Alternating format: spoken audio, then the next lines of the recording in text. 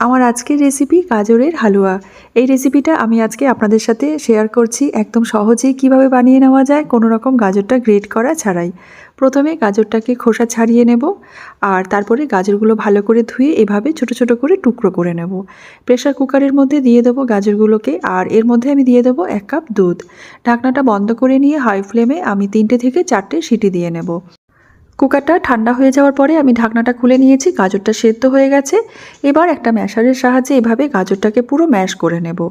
এরপর কড়াইতে দিয়ে দেবো 2 চামচ ঘি। এখানে কাজু আর কিশমিশ নিয়েছি, সেটা আমি ভালো করে ভেজে তুলে রাখবো। আর এবার ওই ঘিটার মধ্যে আমি দিয়ে দেবো ম্যাশ করে রাখা গাজরটা। সাথে সাথে আমি দিয়ে দেবো স্বাদ মতো চিনি।